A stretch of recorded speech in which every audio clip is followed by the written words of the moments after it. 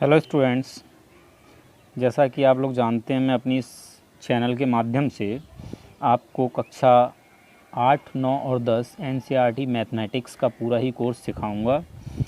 पिछली वीडियो में आपको कक्षा 8 अध्याय 1 परिमेय संख्याएं प्रश्नावली 1.1 क्वेश्चन नंबर 1 का पार्ट फर्स्ट सिखा चुका हूं।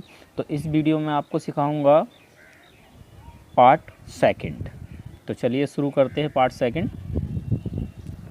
देखिए, आपको क्या करना है इसमें, सबसे पहले वही जैसे हमने पिछले सवाल में किया था कि इसमें ये देखना है कितने पद हैं।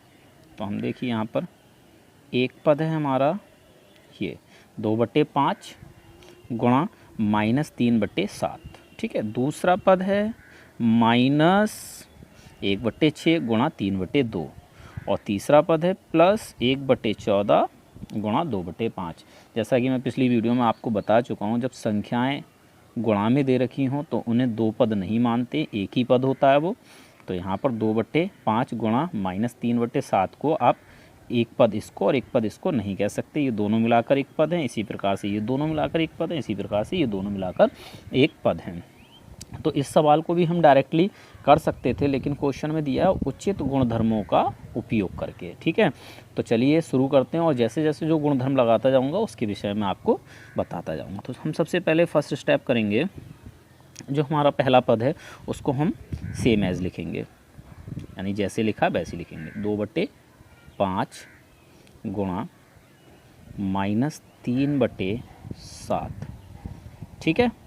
अब इन दोनों पदों में हम ये देखेंगे कि क्या जो पहले पद में है उनमें से कोई चीज़ इसमें है या नहीं है। तो देखिए यहाँ पर पहले पद में हमारा 2/5 है और यहाँ तीसरे पद में 2/5 है। तो हम क्या करेंगे, दूसरे पद और तीसरे पद का क्रम चेंज कर देंगे, इसको यहाँ लिख देंगे और इसको यहाँ लिख देंगे, ठीक है।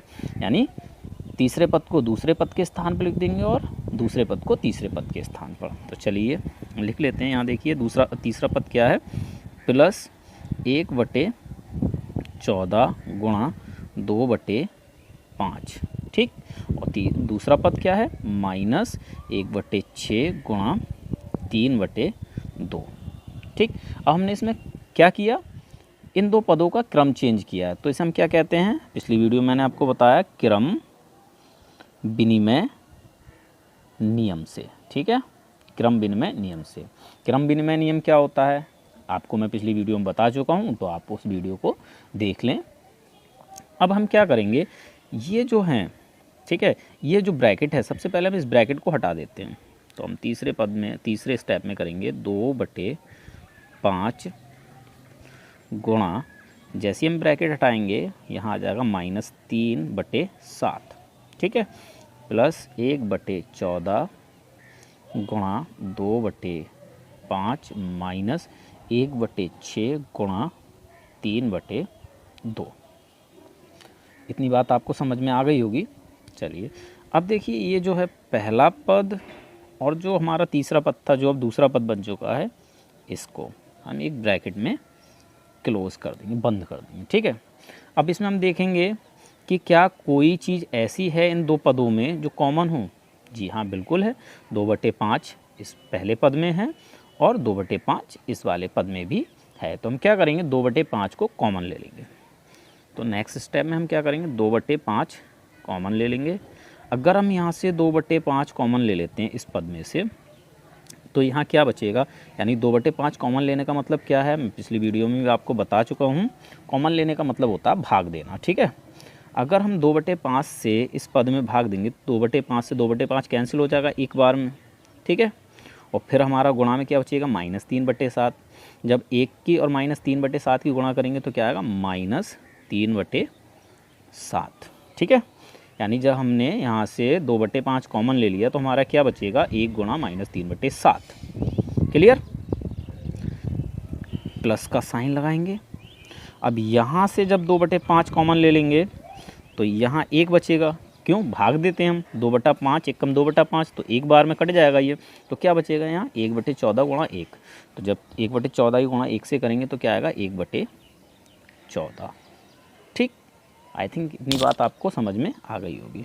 अब आगे है आपका -1/6 गुणा 3/2।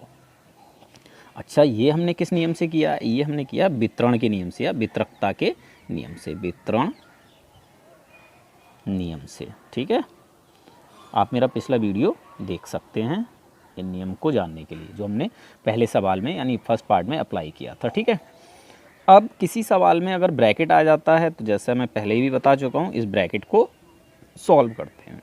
तो 2/5 तो हम ऐसे ही लिखा रहने देंगे। अब इस ब्रैकेट को सॉल्व करेंगे तो देखिए यहाँ पर -3/7 और 1/14 का योग हो रहा है, और दोनों ही कैसी संख्याएं? भिन्न संख्याएं हैं। ठीक है, तो भिन्न संख्याओं को जब जोड़ते हैं तो उनके हरों का हम लासा लेते हैं। ठीक है, अभी यहाँ पर जब हम 7 और 14 का लासा लेंगे तो आपको पता है क्या आएगा? लासा 14। मैं अपनी पिछली वीडियो में आपको लासा लेना भी सिखा चुका हूँ। यानी अगर हम 2 संख्याएँ, 3 संख्याएँ, 4 संख्याएँ का लासा ले रहे हैं, एक ये शॉर्ट ट्रिक है, वैसे तो आप लासा निकालना जानते ही हैं। तो हम ये देखते हैं कि जो बड़ी संख्या है अगर वो छोटी संख्या से पूरी डिवाइड हो रही है, पूरी विभाजित हो रही है, तो वही बड़ी संख्या इन दोनों संख्याओं में क्या हो जाएगी? लासा। जैसे कि इस केस में है 7 और 14, इनका लासा निकालेंगे। बड़ी संख्या क्या? 14। अगर 7 से हम 14 को डिवाइड करें तो 14 पूरा विभाजित हो रहा, तो इसका मतलब क्या? 14 ही इसका लासा होगा। ठीक है, अब हम क्या करेंगे? 7 से 14 को भाग देंगे। 7 से 14 को भाग देंगे तो भागफल हमारा कितना आएगा? 2। क्यों? 7 दूनी 14। अब यहाँ 7 के ऊपर अंश कितना लिखा? -3। तो इसको हम क्या करेंगे? -3 से मल्टीप्लाई। ठीक है, जो भागफल आएगा उसको अंश से मल्टीप्लाई करते हैं। तो 2 तियाँ कितना हो जाता है? 6। अब ये 2 प्लस की संख्या है और 3 माइनस की है, तो प्लस और माइनस की जब मल्टीप्लाई होती है तो क्या आता है? माइनस। ठीक है, तो यहाँ क्या आएगा? -6। ऐसे ही जब 14 से 14 को डिवाइड करेंगे तो भागफल कितना आएगा? 1। क्यों? क्योंकि 14 एकम 14। ठीक है, अब इसकी मल्टीप्लाई किससे करेंगे? 14 के ऊपर जो अंश है प्लस का 1 यानी 1, तो इसका क्या आएगा? 1 एकम 1, तो यहाँ आ जाएगा प्लस का 1। ठीक है, समझ में आया?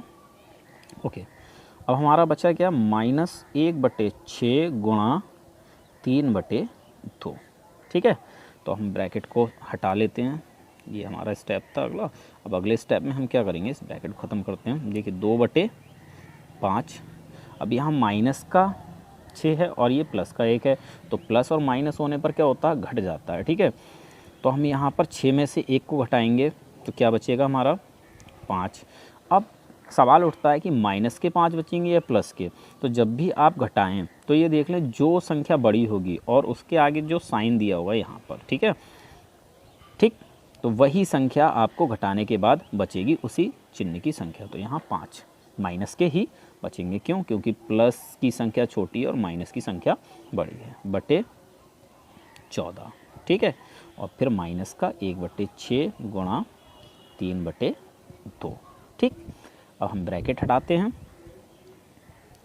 2/5 जैसे ही ब्रैकेट हटाएंगे गुणा का साइन आ जाएगा, गुणा का चिन्ह आ जाएगा, फिर हमारा होगा 5/14 और यहाँ होगा -1/6 गुणा 3/2। अब हम यहाँ देख सकते हैं कि कोई चीज़ अगर कॉमन है तो हम कॉमन निकाल लेंगे, अगर कॉमन नहीं है या हमारा किसी भी तरह से कोई नियम नहीं लग पा रहा है तो हम डायरेक्ट कर देंगे। देखिए यहाँ 2/5 गुणा -5/14, एक पद ये हो गया, दूसरा पद हो गया 1/6 गुणा 3/2। तो यहाँ कहीं भी कुछ भी ऐसा नहीं है जिससे हम कोई नियम लगा सकें। तो हम क्या करेंगे? देखिए 2 गुणा -5 ये ऊपर गुणा में है और नीचे भी 5 गुणा 14 ये भी गुणा में है।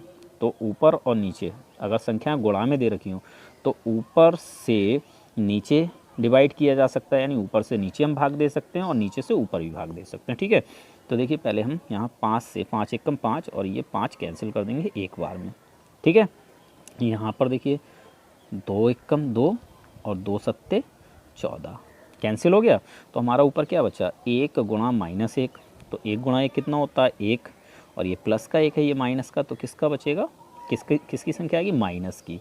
ठीक है, सॉरी, माइनस का 1 बटे नीचे क्या है? 1 गुणा 7, तो 7 एकम 7। ठीक है, ऐसा ही यहाँ भी कर सकते हैं क्योंकि 1 गुणा 3 ऊपर है और 6 गुणा 2 नीचे है, दोनों ही संख्याएं ऊपर और नीचे गुणा में है, तो हम डिवाइड कर सकते हैं। देखिए 3 एकम 3 और 3 दूनी 6।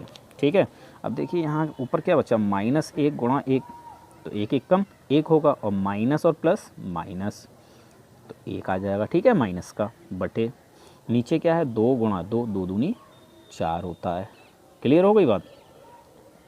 चलिए अब देखिए यहाँ पर आपको फिर 2 भिन्न संख्याएं प्राप्त हो गई हैं, तो हम क्या करते हैं, इनका लासा निकालेंगे।